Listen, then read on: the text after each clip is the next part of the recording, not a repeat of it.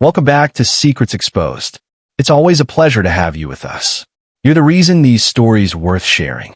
Tell us where you're watching from, city or country. We're amazed by how far these tales reach. To get daily new and amazing stories for you, subscribe our channel and press bell icon. All right, let's begin. The mall was alive with noise, 1,000 different lives colliding under the bright glare of neon signs. Laughter echoed from the arcade. Perfume drifted from beauty counters, and the clatter of trays rang from the food court. For most people, it was a place of leisure and escape. But for David, walking alone with weary shoulders and calloused hands, it was just a shortcut on his way home from another long shift. His steel-toe boots echoed on the polished tiles as he carried a small bag with discount groceries. He barely noticed the chatter of teenagers passing him or the flash of a holiday sale sign. He was too tired, his mind already on the empty apartment waiting for him. But then, something caught his eye. At first, he thought it was just a janitor's kid helping out. A small figure knelt on the ground, scrubbing the floor with a dirty rag. A gray bucket of cloudy water sat beside him, its chemical stench sharp in the air. But the boy's movements were clumsy, his little hands red and raw. And his clothes, oversized, torn at the seams, stained with grease, spoke of neglect, not uniform. David slowed. His chest tightened. Something about that profile, that messy dark hair falling over thin cheeks. He froze. His pulse thundered in his ears. It was Daniel. For a moment, David couldn't breathe. His son, his own flesh and blood, on his knees in rags, scrubbing tiles like a servant in the middle of a shopping mall. The bag slipped from his hand, groceries rolling across the floor. He didn't care. His legs moved on their own, carrying him toward the boy.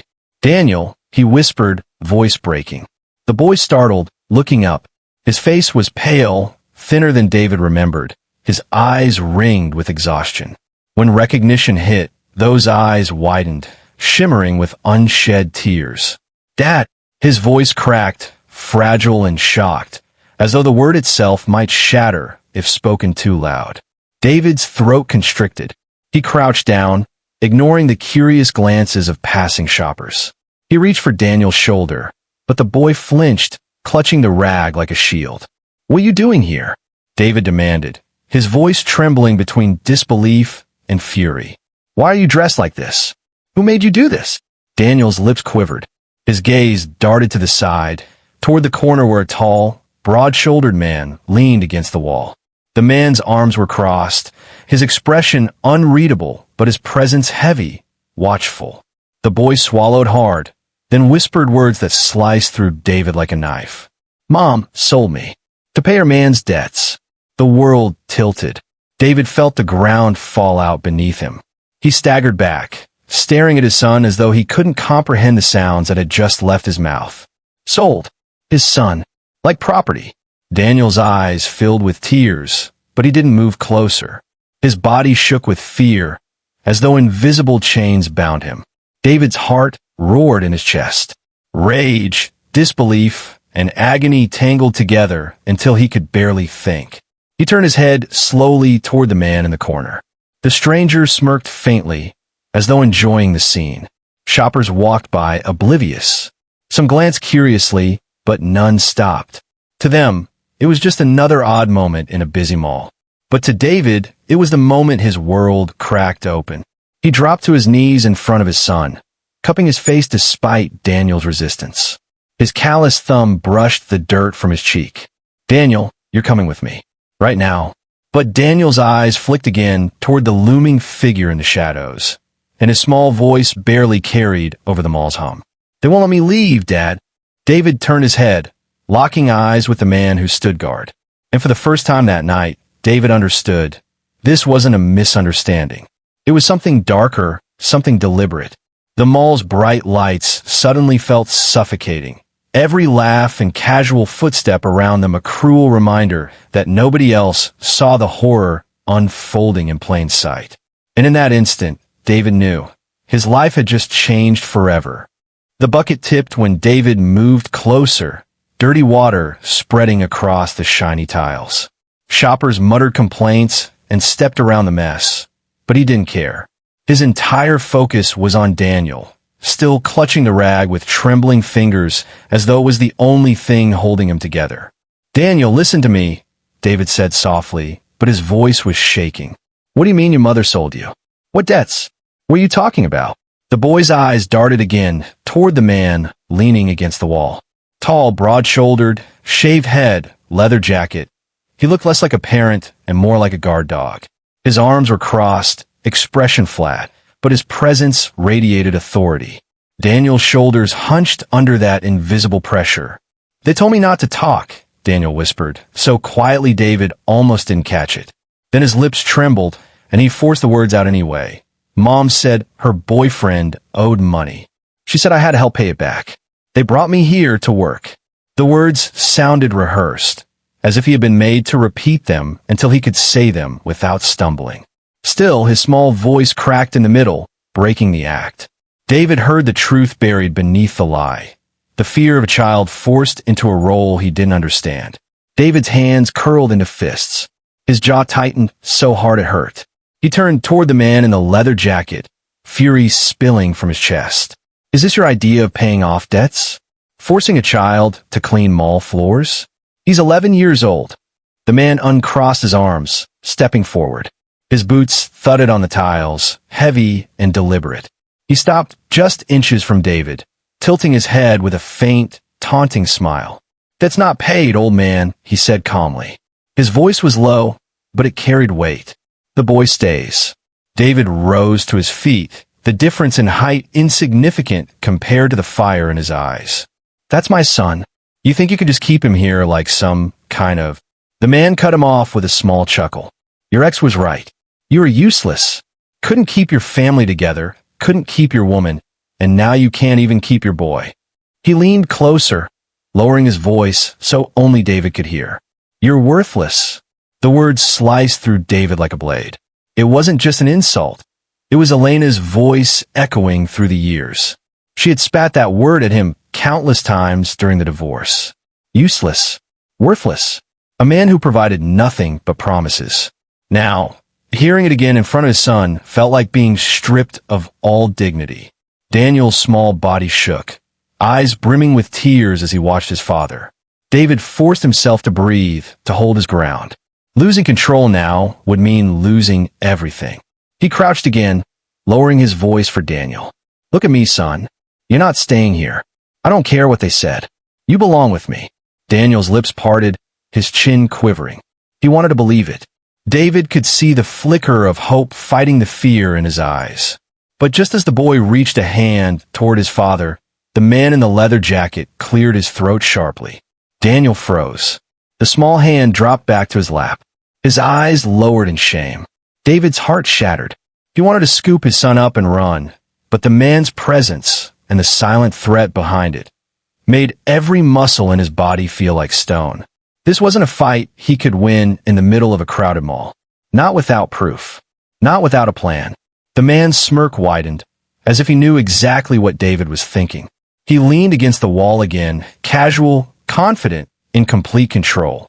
Shoppers continued walking past, as if nothing unusual was happening. To them, it was just a janitor boy, a tired father, and a disinterested guard. To David, it was a nightmare unfolding in plain sight. Daniel's quiet words pulled him back. "Dad, please, don't make it worse." The plea broke him. David clenched his jaw, forcing himself to stand. His body trembled with rage, but his mind whispered caution. If he lashed out now, they'd twist it against him. He had to be smarter. He reached down, gently brushing Daniel's shoulder. "I'll be back," he whispered. "I promise you that." Daniel's tearful eyes lifted, clinging to the fragile thread of hope in his father's voice. David turned and walked away, fists clenched so tightly his nails dug into his palms. Every step felt heavier than the last, but inside, a storm brewed. He didn't yet know how. He didn't yet know when. But one thing was certain. They thought he was powerless. They thought he was worthless. And they were about to learn just how wrong they were. David's reflection followed him in the glass storefronts as he walked, fists locked, chest heaving. Shoppers moved past, carrying bags of clothes and laughing at jokes he couldn't hear. Their world was intact. His had just collapsed. But he couldn't leave. Not yet. He turned back toward the janitor's corner, forcing himself to blend into the crowd. From the edge of a jewelry shop, he watched Daniel return to scrubbing the floor. Each wipe of the rag looked heavier, slower, as if his small body was collapsing under invisible weight. The enforcer lingered only feet away, arms folded, gaze scanning like a hawk. David's instinct screamed to rush forward, to grab his son and run. But something about the man's composure stopped him. He wasn't just watching, he was guarding. Confident. Too confident. As if he knew David couldn't touch him. David's phone buzzed in his pocket. A text from an unknown number lit the screen. Walk away. He stays until the debt is clear. His stomach sank. Whoever this was, they were watching too. He scanned the second floor railing, the escalators, the food court tables. Too many eyes. Too many angles. He shoved the phone back into his pocket and marched forward anyway. The enforcer's lips curled into a slow grin as David approached. Didn't take you long to come back. I told you, old man, the boy stays. David's voice cracked with restrained fury. That's my son. You think I'll just let you keep him here like some prisoner? The man leaned closer, his breath reeking of tobacco. Not a prisoner. A payment. He tilted his head toward Daniel. Your woman's man owes a lot. Kid's working it off. Simple as that. Daniel froze mid-scrub, his knuckles whitening around the rag. His eyes glistened, locked on the floor, as if hearing those words made him smaller. David's blood roared in his ears. He's a child. He doesn't belong to you, or to debts, or to anyone. The man smirked, unshaken. Funny. Your ex said the same thing about you. That you don't belong. That you're useless. You know what her exact words were. He leaned in, whispering. David couldn't provide, couldn't protect, couldn't be a man. David flinched. He didn't want to show it, but the knife landed where it hurt most. The words weren't new. He'd heard them during arguments, after paychecks ran short, after long nights when Elena's bitterness grew. But hearing them repeated by this stranger, in front of Daniel, was unbearable. Daniel's eyes flickered up for just a second, filled with confusion and shame. That look cut deeper than the words. His son was watching him be dismantled piece by piece. David straightened, forcing his voice steady. Tell her this. Tell Elena she hasn't broken me. And neither will you. The enforcer chuckled, shaking his head. You still don't get it. She doesn't have to break you. You're already broken. Before David could speak again, the man pulled something from his pocket, his phone. He tapped the screen casually, angling it just enough for David to notice the recording app running. David's stomach tightened. Every word, every reaction, every moment of weakness. It was all being captured. The man slipped the phone back into his jacket, smug. Go home, David, before you make it worse for him. He jerked his chin toward Daniel, who was staring down at the wet tiles, tears dripping onto the rag. David's heart clenched. His hands itched to fight, but reason screamed louder. If he exploded, if he threw even one punch, that recording would become evidence. Proof to anyone watching that he was the aggressor. He bent down again, speaking softly into Daniel's ear. Listen to me, son. This isn't forever. I'll fix this. I promise. Daniel's lip trembled. He wanted to believe, but his eyes screamed doubt. He had been trapped too long already. David stood, his body rigid with controlled rage. He forced himself to turn away, though every step was agony. His reflection blurred in the polished tiles, a man carrying defeat like a weight he couldn't shake. But deep inside, behind the humiliation, something new sparked. Not just anger, not just pain, resolve. He would not let Elena define him as worthless. He would not let strangers hold his son like property.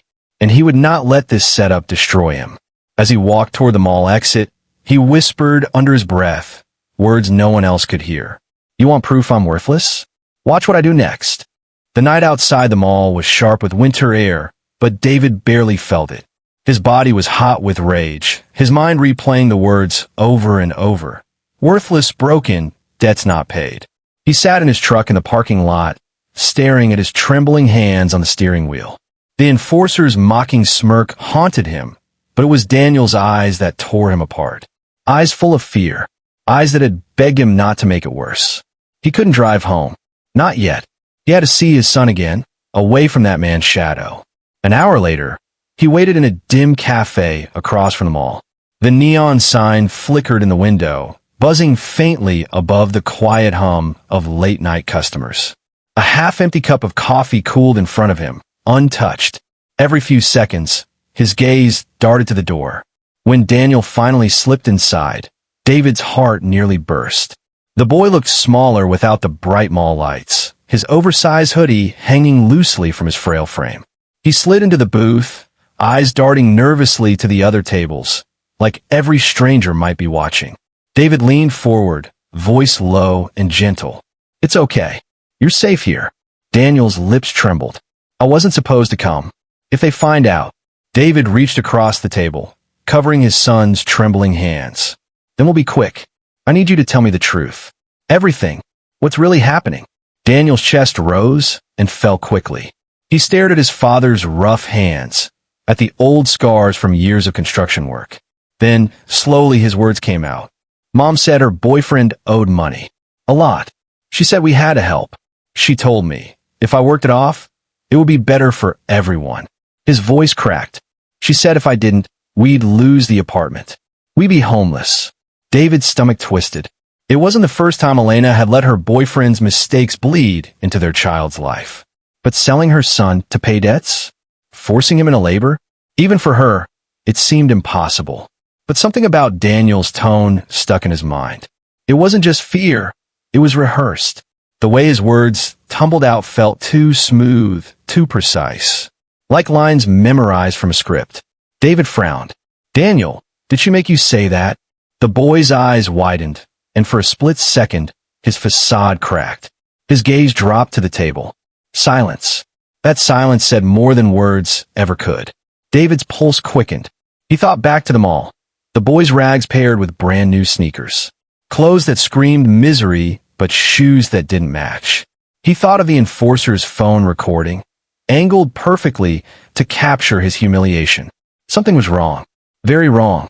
Daniel finally whispered, "Dad, don't ask me anymore. Please." His eyes filled with tears, shimmering in the cafe's dim light.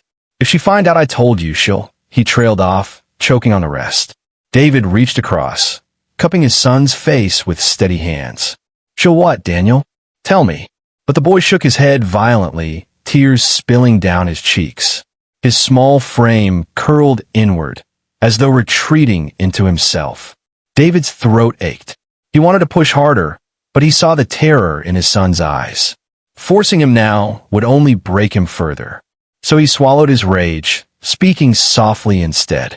"All right, you don't have to say it now. Just remember, you can always tell me the truth. No matter what she says. No matter what anyone says." Daniel's gaze flickered up, a fragile hope glimmering beneath the fear. He nodded barely. A waitress dropped the bill on their table with a polite smile. David tucked a few crumpled bills under the cup, then rose, pulling his son into his arms. Daniel clung to him for a moment, holding on tighter than he ever had before. When they parted, Daniel's whispered words burned into David's chest. "Don't let her hurt me." David kissed the top of his son's head. "I won't. I swear to you." But as he walked his son back toward the mall entrance, his mind spun. The inconsistencies, the rehearsed words, the fear. Elena hadn't just let her boyfriend's debts consume their lives. She was using them, manipulating Daniel, setting the stage for something bigger, something darker. And David knew, whatever this was, he had only scratched the surface. The next evening, David stood outside a weathered apartment building, the kind where peeling paint curled from the walls and the hall smelled faintly of cigarettes and cheap takeout. His chest felt heavy as he climbed the narrow stairs, each step echoing in the silence. At the top, the door to Elena's apartment loomed, familiar, yet hostile. He paused, staring at the door number. Memories flickered, bringing Daniel here with his backpack after school, trying to stay civil during drop-offs, the countless arguments whispered in this hallway when neighbors could hear. He drew in a sharp breath and knocked. Moments later, the door opened. Elena filled the doorway, her arms crossed, leaning casually against the frame. Her long dark hair framed a face that had once been soft, but now carried sharpness in every line. Her eyes were guarded, but they glimmered with something else too, defiance. "Well, look who decided to show up," she said coolly. Her voice carried no warmth, only mockery. David's jaw tightened. "Where's Daniel?" "He's asleep." She smirked faintly. "Not that it's any of your business right now." "Not my business?" His voice rose, his control slipping. "I found him scrubbing floors in a mall, Elena, in rags, crying, saying you sold him to pay your boyfriend's debts. What the hell is going on?" For a moment, something flickered in her eyes. Annoyance, not guilt. Then she scoffed, stepping aside, but not inviting him in. "You're being dramatic, as usual. Daniel's fine. He's helping out, that's all." David's fists clenched at his sides. "Helping out? He's 11. He's not supposed to help pay for some gambler's mistakes." Elena's eyes narrowed, and her smirk hardened into something darker. "Maybe if you're more than a part-time father, I wouldn't need help. Do you know how expensive it is raising him while you're off pretending to play provider with your construction jobs? You send a check now and then, but it doesn't cover half of what he needs." The words hit like bullets, but David stood firm. "Don't twist this. This isn't about me. It's about him. You're letting those men control our son." Her voice dropped lower, sharp as a blade. "Don't pretend you care more than me. You gave up that right the day you walked out." David's chest heaved. "I didn't walk out. I worked myself to the bone to keep this family afloat. You pushed me out." The tension in the hall thickened. A neighbor's door cracked open down the corridor, then shut quickly when Elena cast a glance that said, "Mind your own business." Elena leaned closer, her voice dripping with venom. "Face it, David, you've always been weak. And Daniel knows it too." His breath caught. The memory of the enforcer's words, echoing Elena's insults, crashed back into his mind, worthless, broken. But then David saw something, just for a second.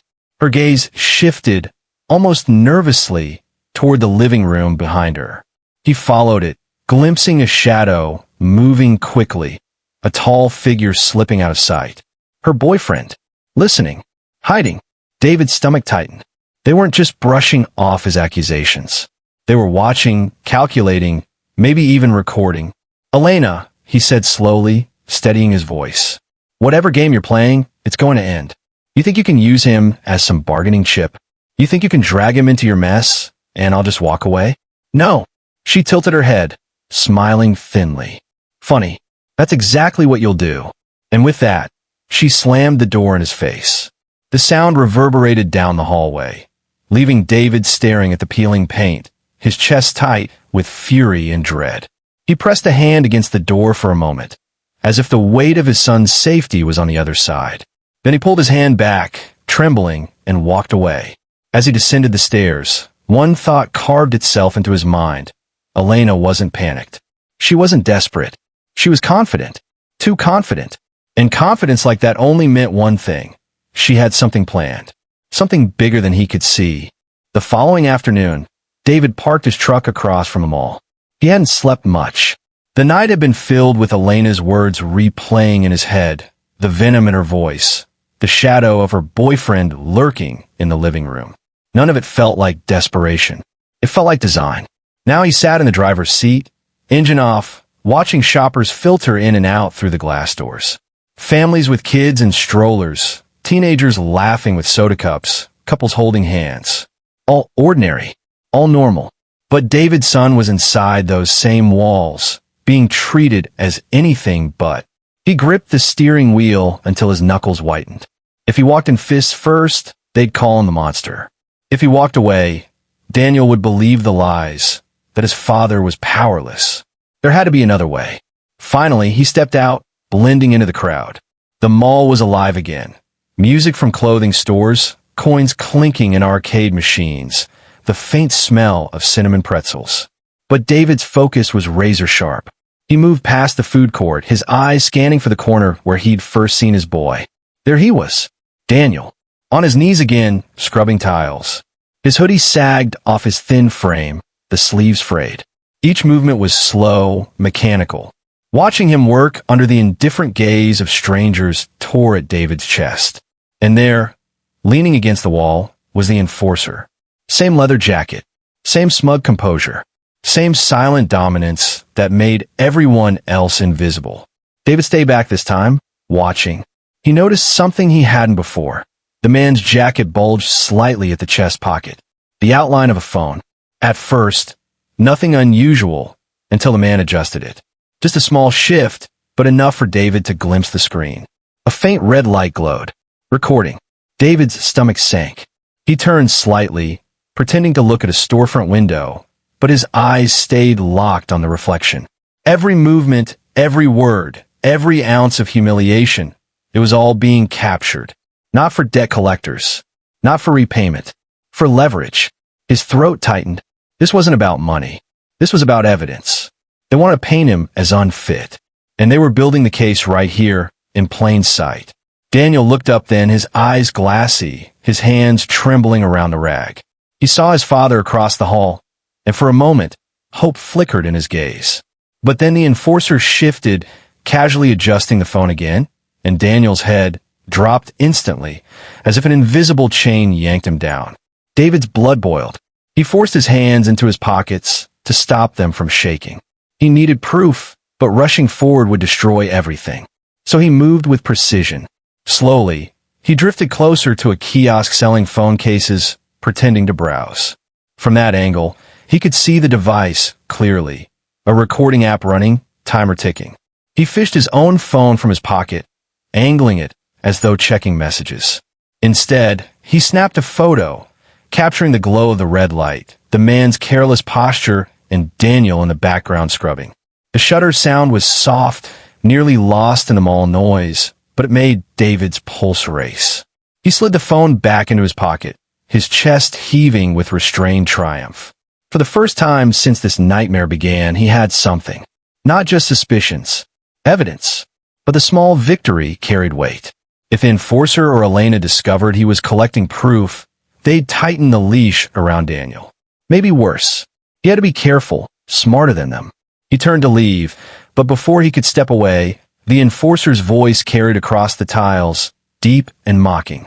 "Funny thing about cameras," he said, loud enough for David to hear, but not loud enough for anyone else to care. "They show the truth. The kind of truth that ruins men like you." David froze, his back stiff. He didn't turn around, didn't take the bait. Instead, he forced himself forward, step after step, out the glass doors into the cold evening air. Once outside, he exhaled sharply, his breath fogging in the chill. His hand went to his pocket, where the photo rested like a weapon. They thought they were recording his downfall, but they didn't know he had just recorded theirs. By the time David got home, night had swallowed the city.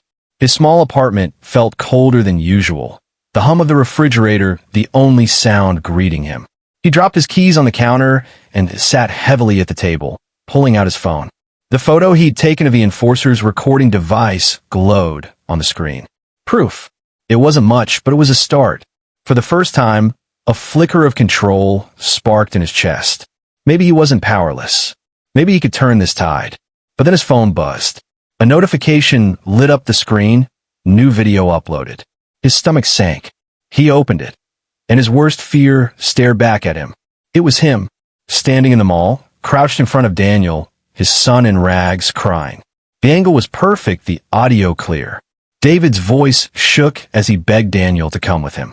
Then the enforcer's mocking reply cut in, "Debt's not paid. The boy stays." But the video didn't end there. It cut to David's silence, his trembling hands, his broken expression, the moment he looked powerless. No context, no explanation, just a father who looked like he couldn't, or wouldn't, protect his son. The caption beneath it twisted the knife deeper. "Deadbeat dad lets his son be used to pay off debts." Disgusting. David's breath hitched. His phone buzzed again, this time with messages. Friends, old co-workers, even his sister.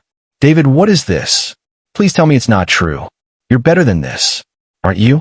His chest tightened, each notification a blow. He slammed the phone down, pressing his hands against his forehead. He could almost hear Elena's voice in the silence. "You're worthless. Everyone will see it now."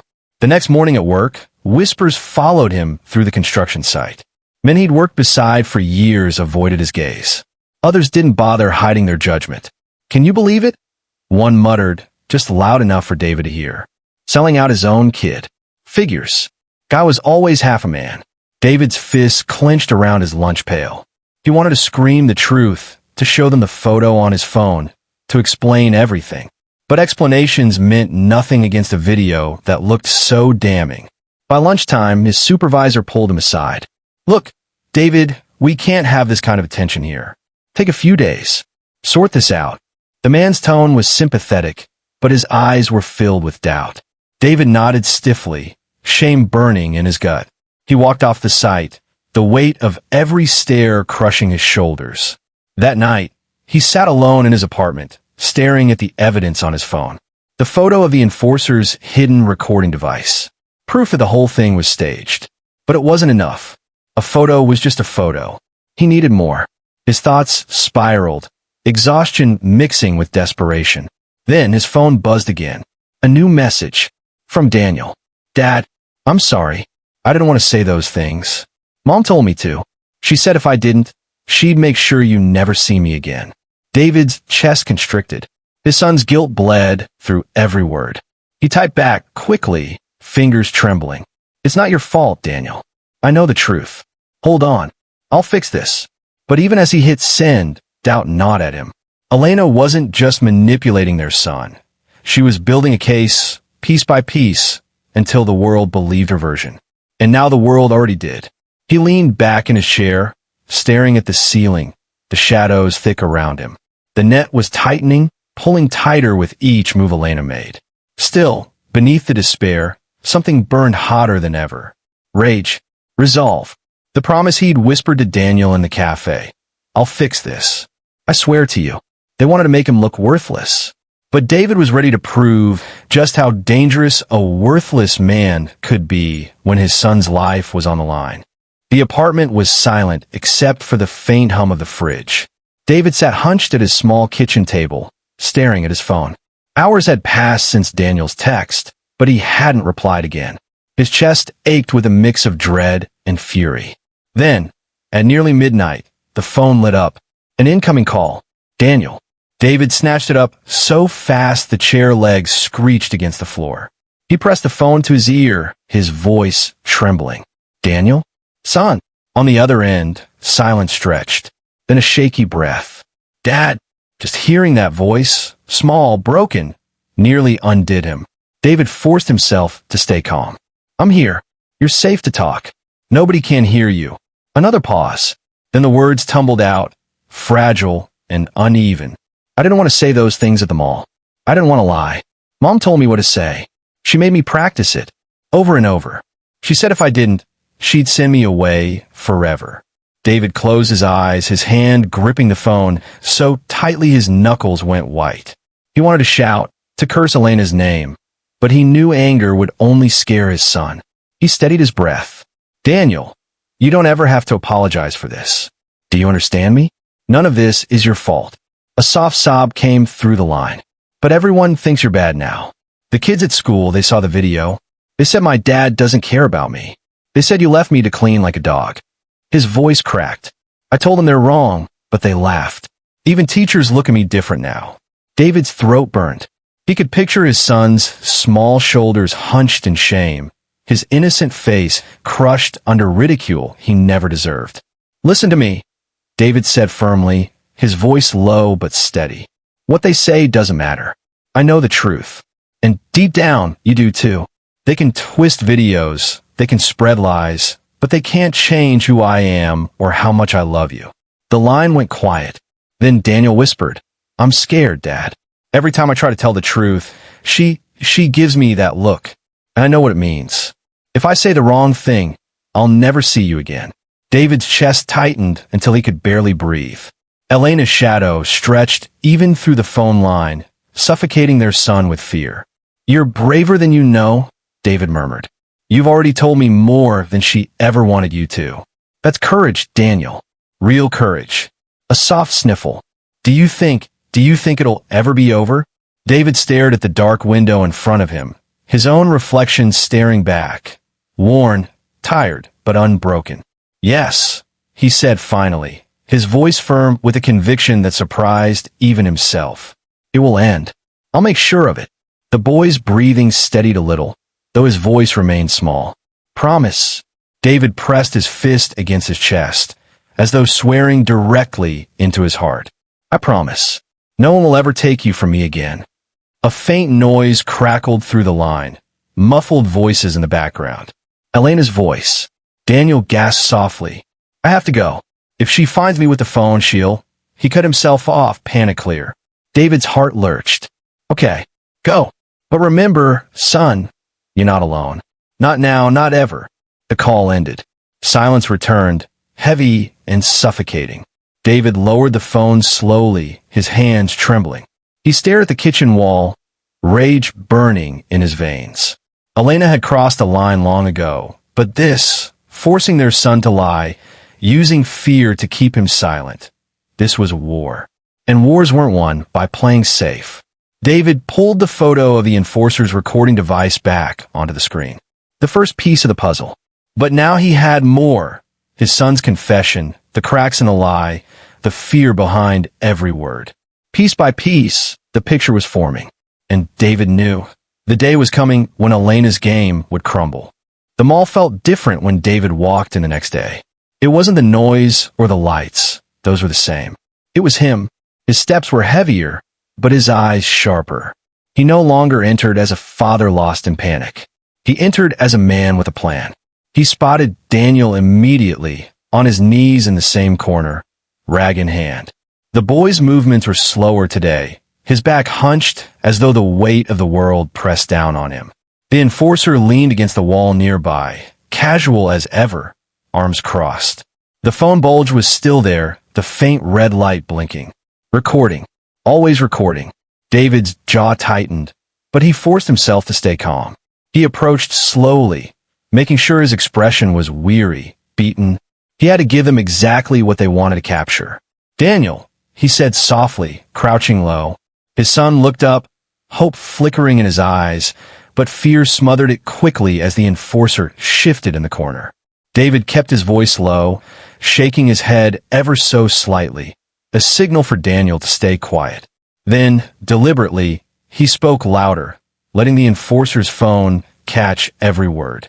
You're right, David muttered, his tone flat, defeated. I'm worthless. I couldn't protect you. I couldn't protect our family. I couldn't protect anything. Daniel's face crumpled, confusion and hurt flashing his eyes. He opened his mouth to protest, but David squeezed his hand gently, silencing him without words. The enforcer chuckled. Finally, he admits it.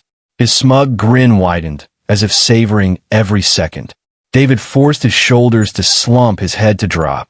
He stayed in that pose, beaten and broken, long enough for the recording to be convincing.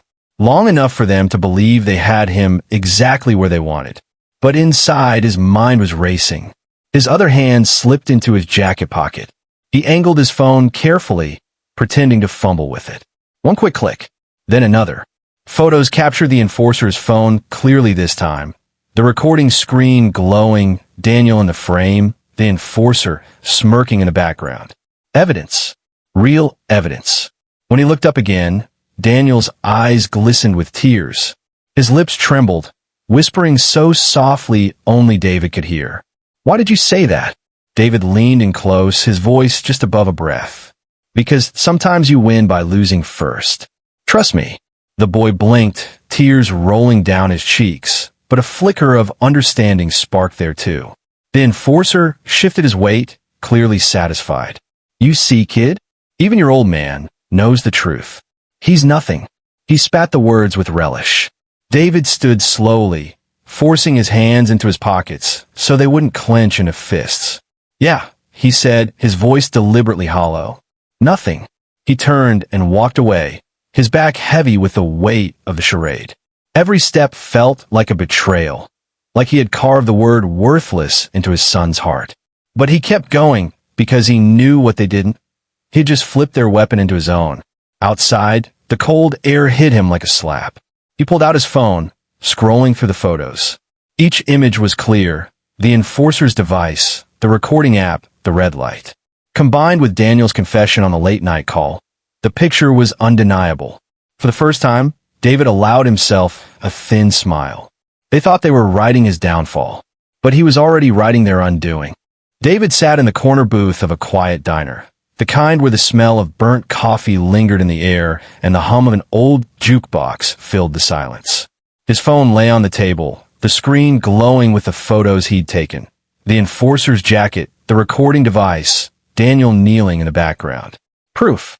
He scrolled through them again and again, as if convincing himself they were real. Across from him sat Mark Talbot, his old friend turned family lawyer. Mark looked older than David remembered, his tie loose around his neck, his glasses slipping down his nose. But his eyes were sharp, scanning the images with practiced focus. Mark leaned back, exhaling. So she's staging it. Dressing him in rags, planting him in public, recording you. It's a custody trap. David's fists clenched. She's using my son like a pawn, forcing him to lie. And the world's already swallowing it. He shoved his phone closer. That recording, this is the heart of it. If we prove it's staged, we take everything down. Mark rubbed his jaw, thinking, the photo helps, shows the setup, but it's not enough. We need the recording itself. If we can prove it was manipulated, angles, edits, context, we can dismantle it. David's chest tightened. That means getting the phone. Mark nodded. Or forcing them to expose it in court. But either way, this is bigger than custody now. If she's coercing your son, we're talking child endangerment, manipulation, defamation. David's stomach churned. The thought of Daniel sitting through more manipulation, more fear, made his blood boil. We can't wait for months. He's breaking, Mark. I hear it in his voice. Mark leaned forward, voice steady. Then we play it smart. Build your case piece by piece. Let them think they're winning. And when the time comes, we'll tear it all down. For the first time in weeks, David felt something close to hope. A plan. A way forward. But hope was fragile. Because even as he sat there, Elena was tightening her grip. That same night, Daniel sat curled on the couch in Elena's apartment. His ragged hoodie still clung to him, but his sneakers, clean new, stood out like an unspoken secret. He stared at the muted TV, barely blinking, his small body hunched. Elena paced the room, phone in hand. Tomorrow, we'll go again, she said, her voice sharp. Same lines. You don't hesitate this time. Daniel's lips trembled. Mom, please. I don't want to lie anymore. Elena stopped cold, her gaze snapping to him. Her eyes narrowed, her jaw tight. Lie. She leaned down, her voice like a hiss. This isn't lying. This is survival. Do you want to lose everything? Do you want to end up with him? Daniel flinched, tears filling his eyes. He whispered, I just want Dad. Elena's hand twitched as though to strike, but she stopped herself, straightening instead. A cold smile slid across her face. Then you better remember who keeps the roof over your head. In the shadows of the hallway, her boyfriend watched silently, arms crossed. He didn't speak, but the weight of his presence pressed down like a threat. Back in his apartment, David sat on the edge of his bed, phone in hand. Daniel hadn't called again. The silence gnawed at him. Then his phone buzzed. A message from an unknown number. You think you're clever, taking pictures. Keep pushing and you'll never see him again. David's chest burned. They knew. They'd seen him. But instead of fear, something else surged through him, resolve. He typed back with steady fingers. You've already lost. I just haven't shown the world yet. He set the phone down, staring into the dark. For the first time, he wasn't just reacting to Elena's game. He was preparing his own. And when the moment came, he would pull every string she thought she controlled, until her whole scheme unraveled. The courthouse smelled faintly of paper, polish, and tension. Rows of benches creaked under the weight of quiet spectators. A bailiff stood at the door, arms folded, while the judge, stern and unreadable, adjusted her glasses at the bench. David sat at the defense table beside Mark, his lawyer. His calloused hands twisted together, his jaw tight. Every breath felt like it echoed in the silence. Across from him, Elena sat straight-backed, her hair immaculate, her face painted with calm confidence. She wore the mask of a devoted mother wronged by an incompetent ex-husband. Her boyfriend sat behind her, whispering something into the enforcer's ear. Both men smirked like they already knew the outcome. The judge's gavel struck. This custody hearing is now in session. Elena's lawyer rose first, pacing before the court with theatrical ease. Your Honor, today we present a father who has failed in every possible way. Not only has he neglected his responsibilities, but he has also allowed his own son to suffer humiliation at the hands of debt collectors. The lawyer gestured to a screen. The video played. Gasps rippled through the courtroom. The footage was damning. Daniel in rags, scrubbing floors, crying. David crouching in front of him, helpless. The enforcer's voice cutting in. Debt's not paid. The boy stays. And finally, David's voice, hollow and broken. I'm worthless. Elena's lawyer let the silence linger before speaking again. These are not the words of a fit father. These are the words of a man who has surrendered his duty. A man unworthy of custody. Elena dabbed a tissue to her eye, pretending to stifle tears. David's chest burned, but Mark leaned close, whispering, wait. Don't react yet. The judge turned to him. Mr. Ward, how do you respond? David stood, his legs heavy, but his voice steady. That video is not the truth. It is a performance. Staged. My son was coerced, and I can prove it. Murmurs erupted in the gallery. The judge raised a hand for silence. Proceed. Mark rose, stepping to the screen. Your Honor, the opposing counsel has presented a video designed to break this man's character. But what they haven't shown is the device used to capture it. Hidden, manipulated, tailored to create one narrative. He turned, holding up David's phone. We have photographs, clear evidence of the enforcer recording secretly with a child deliberately placed in rags for dramatic effect. Here, he handed the images to the judge. Notice the recording screen, the position of the child, and the enforcer himself smirking in the frame. The judge studied the photos, her brow furrowing. Mark's voice sharpened. This isn't debt repayment. This is exploitation. A mother and her associates orchestrating a false narrative to destroy a father's reputation and steal custody. Gasps again. Elena's mask faltered for a split second, her jaw tightening before she quickly recovered. The judge leaned forward. We'll hear from the boy directly. The bailiff led Daniel into the room. He looked smaller than ever, his hoodie sleeves covering trembling hands. He avoided his mother's eyes as he sat in the witness chair. The judge's voice softened. Daniel, do you know why you're here? Daniel's lips trembled. He glanced at Elena. Her stare was sharp, a silent command. His shoulders hunched, fear pressing down. Yes, he whispered, because Dad didn't help me. Elena's lawyer nodded, satisfied. And who told you to say that? Daniel swallowed hard. Silence. David leaned forward, his voice gentle but strong. Son, tell the truth. No one here can hurt you now. The boy's eyes darted between his parents. Tears welled up. His voice cracked. Mom told me to. She made me practice. She said if I didn't say it, I'd never see Dad again. The courtroom exploded with gasps.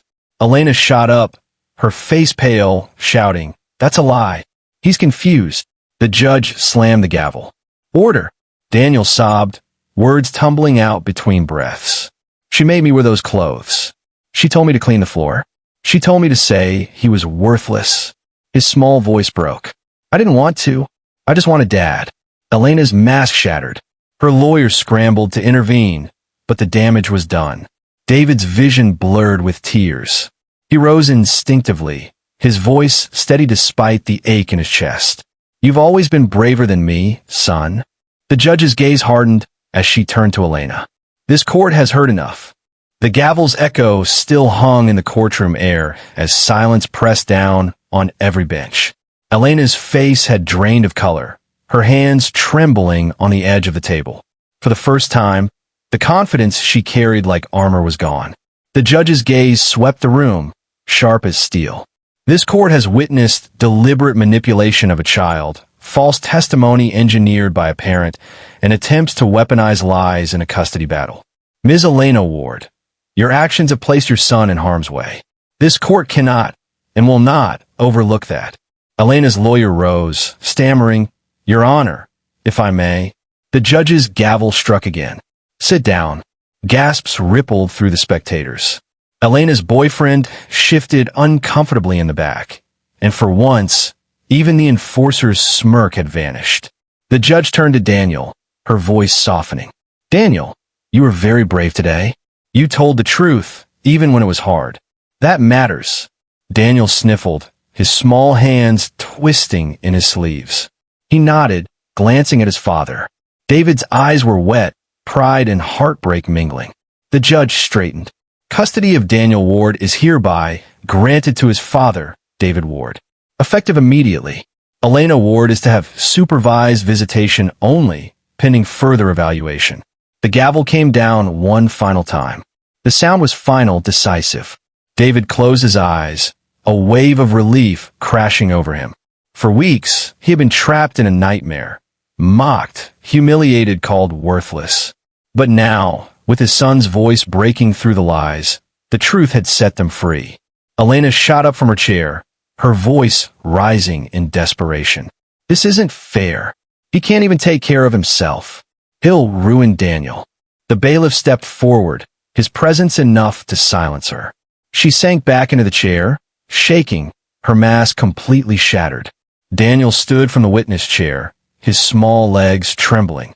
He took one step toward his father, then another, until he broke into a run.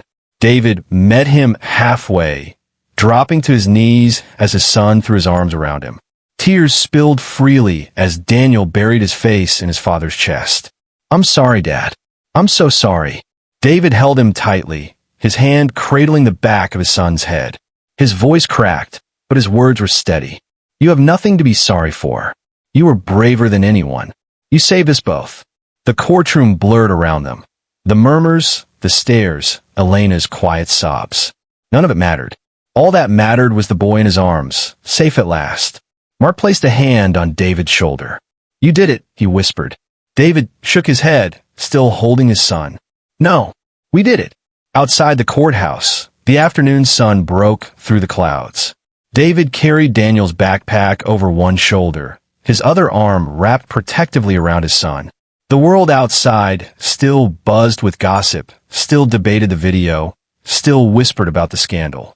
But none of that touched them now. Daniel looked up, his eyes red but lighter than before. Dad, yeah, you're not worthless. His voice was soft but firm, filled with a certainty that pierced straight through David's chest. For a moment, David couldn't speak. He simply pulled his son closer, kissing the top of his head. His voice came out low, thick with emotion. They thought I was worthless. They thought I was broken. But they didn't know. He tightened his grip, his gaze fixed on the horizon. They didn't know what I'd do next. Daniel leaned against him, a small smile breaking through the exhaustion. And as they walked down the courthouse steps together, hand in hand, David knew this was only the beginning, not of a fight, but of a life rebuilt. A life where no one, ever again, would define his worth. Because he had proven it. To the world. To his son. To himself. Worthless no more.